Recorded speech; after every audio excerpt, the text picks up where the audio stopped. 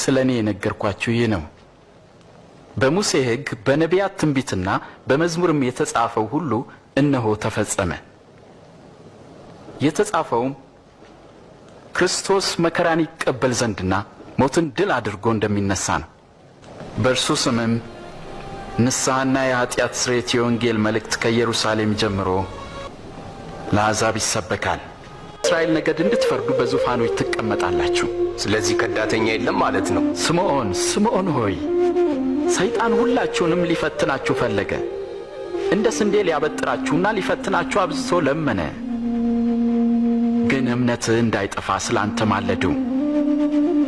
አንተም ወደ እኔ በተመለስ ጊዜ ወንድሞችን አጽና።